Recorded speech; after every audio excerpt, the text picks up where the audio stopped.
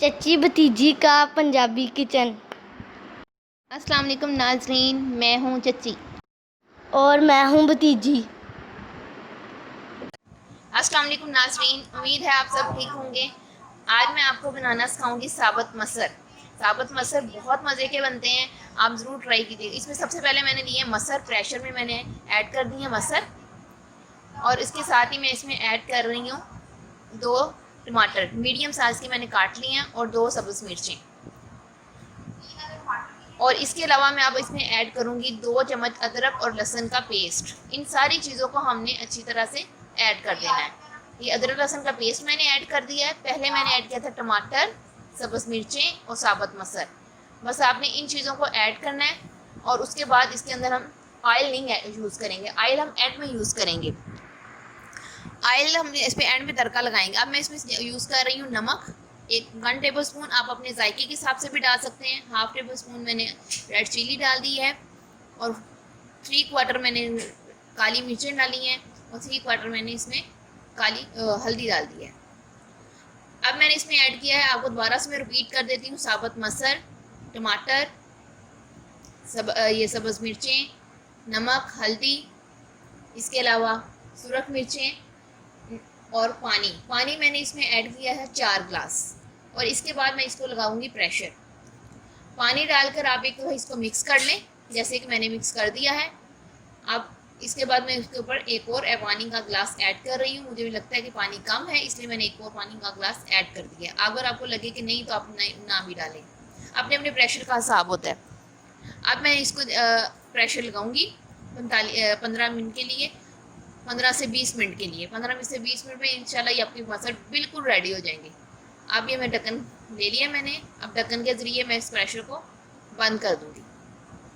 اس کے اوپر میں لگاؤں گی سیٹی۔ جیسے یہ سیٹی ہماری چلنا شروع ہوگی، سیٹی چلنے کے 20 منٹ کے بعد ہم اس کی آنچ بند کر دیں گے، اور اس کے بعد جب گیس ریلیز ہو جائے گی تو ہم اس کو آپ کو دکھائیں گے کہ یہ کس طرح بنے ہیں۔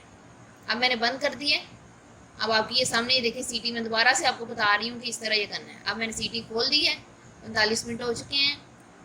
اب یہ دیکھیں کتنا اچھی لک آئی ہے سالن کی، آپ یہ دیکھیں، میں آپ کو ادھر مکس کر کے دکھاتی ہوں۔ ٹھیک، ہم نے بس اتنے ہی گاڑھے رکھنے ہیں، اسے زیادہ آپ پتلے نہیں رکھیں گے کیونکہ اسی طرح کے مسر اچھے لگتے ہیں۔ اب میں اس کے اندر لگاؤں گی تڑکا۔ تڑکے کے لیے میں نے لی ہیں 4 سابز مرچیں، اور اس کے اندر میں ایڈ کروں گی 1 چمچ ثابت زیرے کا، اور 3 سے 4 چمچ میں آئل کی یوز کروں گی۔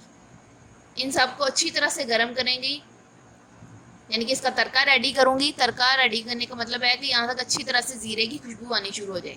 اب میں نے اس میں ایڈ کر دیا ہے گرم مسالہ مسر میں، 1 سبز مرچ میں کاٹ کے ایڈ کر رہی ہوں اینڈ پہ، اس سے اس کی خوشبو اچھی آتی ہے، سالن میں ذائقہ بھی بڑھ جاتا ہے۔